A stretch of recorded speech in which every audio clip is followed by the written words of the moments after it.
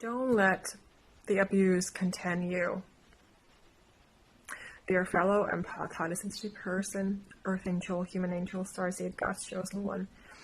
This is one of the most painful lessons that I have come to know by myself without nobody telling me,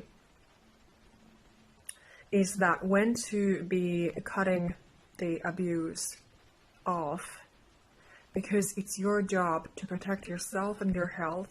So please do so. Please be aware when you are being abused, and do use your free will and your freedom of choice and your own personal power, and do value yourself, know your value and worth, and do cut off the abuse.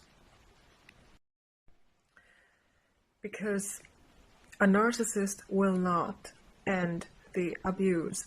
If you are in a relationship with them, likely they won't leave you. You have to leave them. They can be pushing you away, yes, and pulling you back in.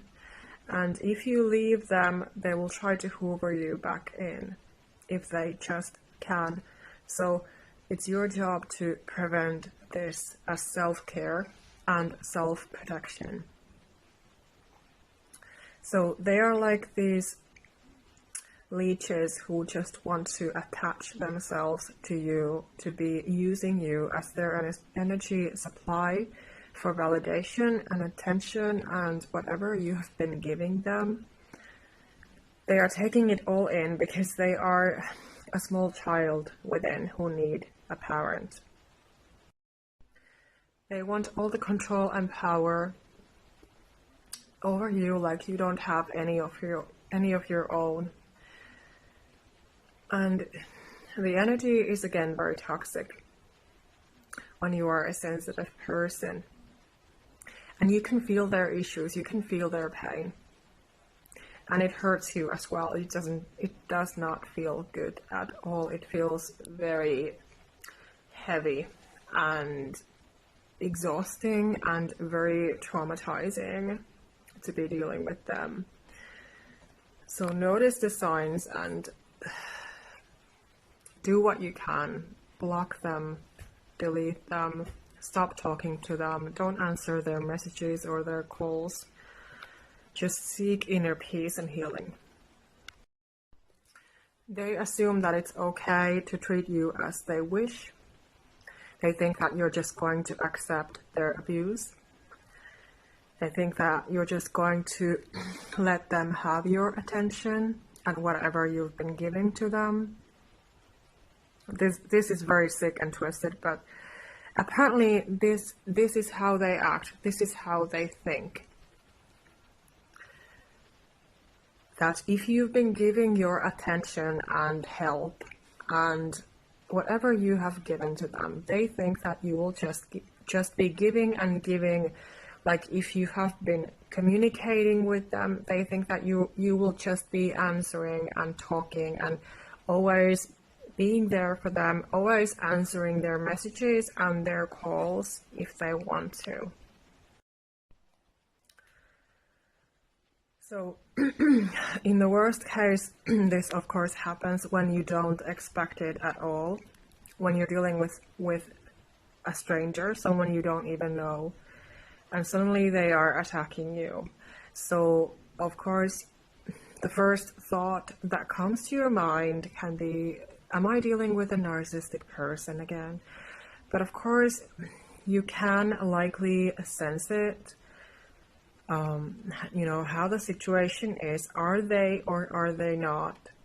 From how they are treating you and what the energy is like. So if they keep on attacking you with their messages, like you're trying to communicate and they're just blaming you and accusing you and being angry, then likely you are dealing with a narcissistic person.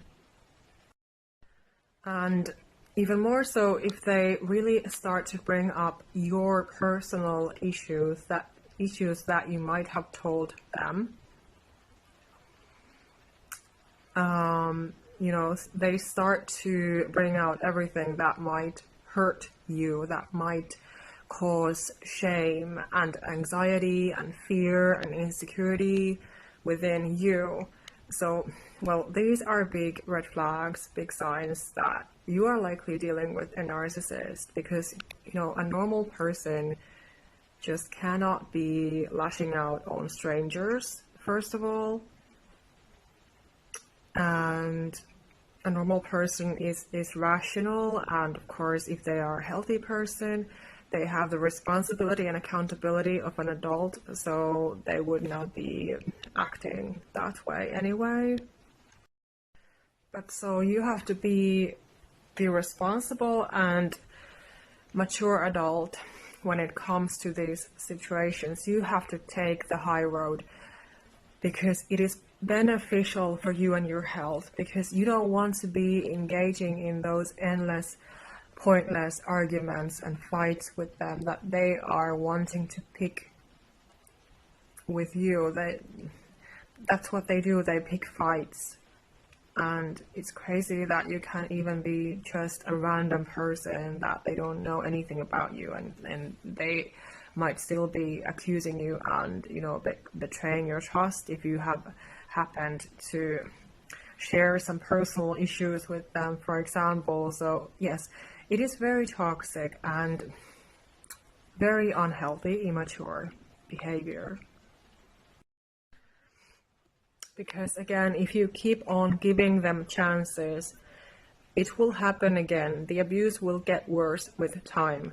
It will happen again. They will not leave you alone, especially if this is a romantic relationship or a narcissistic ex or a family member or your narcissistic parent or a sibling, a relative, you know, likely they won't ever leave you alone.